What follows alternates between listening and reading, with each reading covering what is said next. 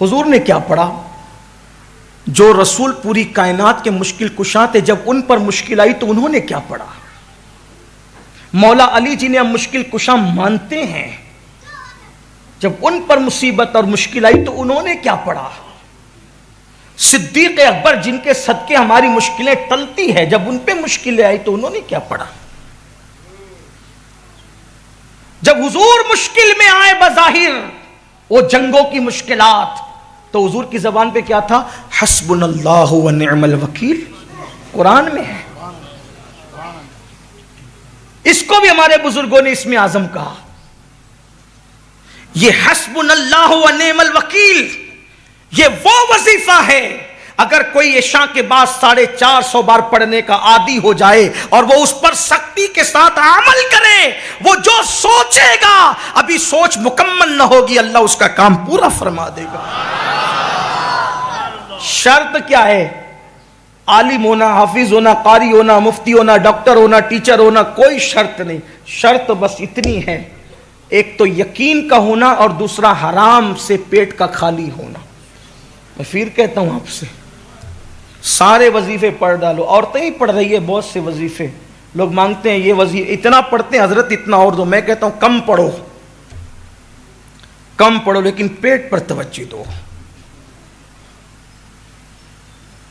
شوہر آپ کا حرام لا کر کے کھلا رہا ہے، آپ 16 سیدوں کے روزے رکھے، 10 بیویوں کے روزے رکھے، اور بھی روزے رکھیں اور بھی رکھیں، دن بھر بھوکے رہیں، شام کو حرام سے افطار کریں، لوگوں کے خون سے افطار کریں۔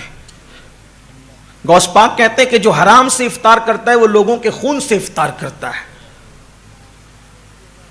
لوگوں کو یہ باتیں اچھی نہیں لگتی۔ اپنا دین بالکل سچا سچا سیدھا سیدھا، 2 اور 2 + 4 کی طرح بالکل سیدھی سیدھی بات ہے، اور بہت مشکل نہیں ہے ہمارا دین، یا دین پہ چلنا بھی مشکل نہیں ہے، بہت مرتبے پا سکتے ہو۔ یقین چاہیے، اللہ رسول کے فرامین پر عمل چاہیے، پھر دیکھو کیسے کرم کی برسات ہوتی ہے۔ تو خواجہ عثمان ہارونی کے پاس مرید کہتا ہے، وہ بوڑھا کہتا ہے مریدوں کے سامنے، حضور بچہ گم ہو گیا کچھ کیجیے۔ آپ نے مریدوں سے فرمایا، پہلے آپ نے آنکھ بند کر کے مراقبہ کیا، پھر سر اٹھایا اور فرمایا ایک بار سورہ فاتحہ 3 بار قل ہو اللہ پڑھو، اس کے بچے کے لیے دعا کر۔ ہر ولی کی زندگی میں آپ کو سورہ فاتحہ ملے گی۔ سورہ فاتحہ یہ وہ سورت ہے کہ اللہ کے رسول فرماتے، ایک دن جبریل امین آ کر کے کہتے ہیں یا رسول اللہ، نہ یہ سورت توریت میں تھی، نہ انجیل میں تھی، نہ زبور میں تھی۔ اگر یہ سورت توریت میں ہوتی تو موسیٰ علیہ السلام کا کوئی امتی یہودی نہ ہوتا، اگر یہ انجیل میں ہوتی تو عیسیٰ علیہ السلام کا کوئی امت جو ہے وہ اس طریقے سے گمراہی کا شکار نہ ہوتا جیسے وہ گمراہ ہوئے۔ یہ سورت زبور میں ہوتی تو زبور کے ماننے کا دعویٰ کرنے والوں کے لوگ سور اور بندر کی طرح نہ بنتے۔ یہ وہ سورت ہے جو اللہ نے صرف آپ کی امت کے لیے رکھا تھا، اس جیسی سورت اللہ نے کسی کو نہیں دی۔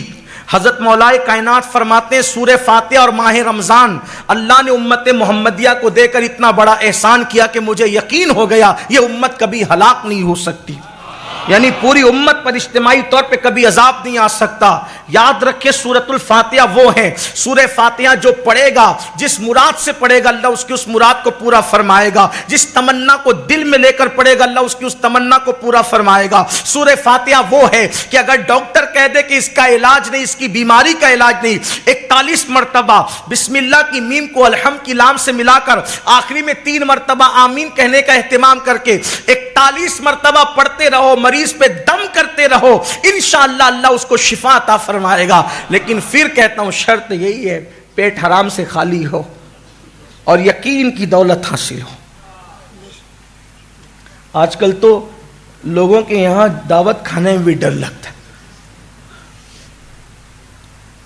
ہم لوگوں کو پتہ بھی نہیں ہوتا، یہ ذمہ داری تو بلانے والوں پہ ہوتی ہے کہ وہ کھلا کہاں رہے۔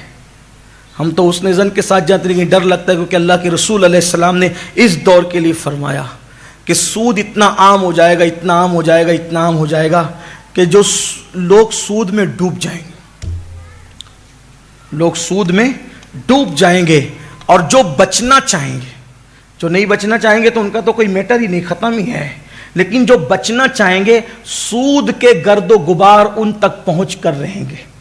یعنی جو بچنے والے ہوں گے ان تک بھی گرد و غبار پہنچے گا. آج تو گھروں میں بیٹھ کر لوگ رمی کھیل رہے ہیں کروڑ پتی بننے کے چکر میں, ایزی منی کے چکر میں رمی کھیلی جا رہی ہے. کون جائے محنت کرنے, کون جائے پسینہ بہانے, کون جائے پسینے کے جسے جسم کو بدبودار بنانے. گھر میں بیٹھو, گھر میں بیٹھ کر کے ایزی منی کماؤ, عیش کرو, آرام کرو. اسلام یہ نہیں سکھا. اور پھر ایڈورٹائز کرنے والے بتا رہے وہ اس کو کار مل گئی رمی کی وجہ سے, اس کو بنگلہ مل گیا.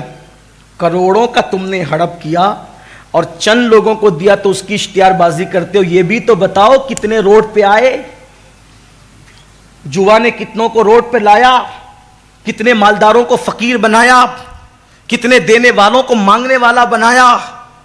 اسلام یوں ہی منع نہیں کرتا. ایزی منی کے چکر میں اپنی حلال کمائی کو برباد مت کرو. اسلام ایزی منی کی بات نہیں کرتا, اسلام محنت کی بات کرتا ہے, اسلام مشقت کی بات کرتا ہے. یاد رکھنا جو ایزی طور پر آتا ہے وہ ایزی طور پر چلا بھی جاتا ہے, اور جو محنت کی کمائی سے آتا ہے وہ ہمیشہ رہتا ہے. اس لیے اپنے جوانوں سے کہتا ہوں محنت سے کمانا سیکھو. ایزی منی کے چکر میں اپنے باپ داداؤں کی حلال میں روزی کو, حلال دولت کو تباہ اور برباد نہ کرو. یہ دنیا شہد دکھاتی ہے, زہر پلاتی ہے. امام کہتے ہیں شہد دکھائے, زہر پلائے, قاتل ڈائن شوہر کش, اس مردار پہ کیا للچایا. دنیا دیکھی بھالی ہے. تم ایزی منی کے چکر میں اپنے باپ داداؤں کی دولت کو داؤ پر لگا دو گے, کنگال ہو جاؤ گے. بعد میں خودکشی تک کی نوبت آتی ہے, بعد میں زہر کھا کر کے مرنے کی نوبت آتی ہے, بعد میں پھانسی کے پھندے پہ چڑھنے کی نوبت آتی ہے. اس لیے اپنے جوانوں سے کہتا ہوں میری قوم کے جوانوں, اللہ نے ہماری قسمت میں جو لکھا ہے اس کو حلال راستے سے جا کر حاصل کرنے کی کوشش کرو. بہرحال خواجہ عثمان ہرونی نے جو ہے فرمایا سورہ فاتحہ پڑھو ایک بار, 3 مرتبہ قل ہو اللہ شریف پڑھو, اور اس کے بعد ہاتھ اٹھا کر آپ نے دعا کی اے اللہ اس کے بچے کو اس کے گھر تک پہنچا دے. حضرت یعقوب اور یوسف جو دونوں ایک دوسرے سے بچھڑ گئے تھے مولا, ان کے ملن کا, ان کے ملاپ کا واسطہ مولا اس کے بچے کو اس سے ملا دے. اور پھر آنکھ کھول کر کے ہاتھ نیچے کر کے فرماتے ہیں جاؤ جاؤ انشاءاللہ تمہارا بیٹا تمہارے گھر آ گیا. اور یاد رکھنا اگر وہ آ جائے تو مجھ سے ملانے کے لیے ضرور لانا. یہ شخص دوڑا دوڑا گیا, سوچو اس کی خوشی کا عالم کیا ہوگا. مر جانے والوں پہ صبر ہوتا ہے, گم ہو جانے والوں پہ زندگی میں کبھی صبر نہیں ہوتا. اللہ اکبر. اس باپ کے دل سے پوچھ جس کے بچے گم ہو جاتے ہیں ان کو کتنی تکلیف ہوتی ہے. اللہ کسی باپ کو وہ دن نہ دکھائے. وہ بوڑھا لکڑی ٹیکتے ہوئے آیا تھا لیکن پوری طاقت سے جب گیا تو محلے میں پہنچا تو لوگوں نے پکار کے کہا مبارک ہو تمہارا بیٹا گھر آ گیا ہے. جیسی بیٹے کو پایا, ملاقات کی, اور باپ بیٹے کے جذبات ایک دوسرے سے گلے ملنے کے بعد جب مکمل ہوئے, ہاتھ پکڑا, کہا چل. پہلے خواجہ عثمان ہارونی کی قدم بوسی کے لیے جب آیا اس جوان نے دیکھا تو دیکھتا رہ گیا. خواجہ عثمان ہارونی فرمایا کیا ہوا؟ کہا حضور مجھے لوگ اٹھا کر کے لے گئے تھے, ایک کشتی میں مجھے قید کر لیا تھا, اور کشتی میں قید کرنے کے بعد میں اسی میں پڑا ہوا تھا اور وہ مجھے کہیں لے جا رہے تھے.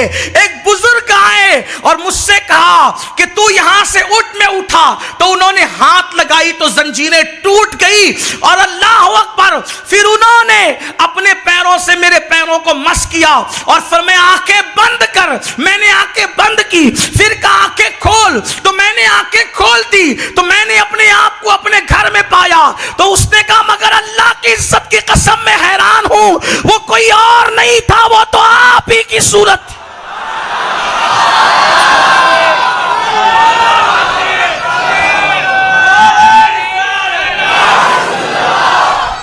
سرکار خواجہ عثمان ہرونی فرماتے چپ رہو چپ رہو چپ رہو, خاموش کیا.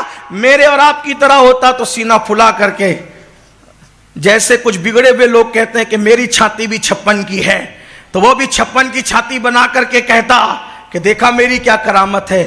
لیکن ولی کرامت چھپایا نہیں کرتے, ولی کرامت کو چھپایا کرتے. ولیوں کی پہچان تو یہ بھی ہے نا کہ وہ چھپانے والے نہیں ہوتے, وہ تو کہتے ہیں کہ چھپاؤ, اس لیے کہ جس کو یار کا پتہ ملتا ہے پھر وہ مجمع میں نہیں آتا, وہ تو مجمع سے بھاگتا ہے.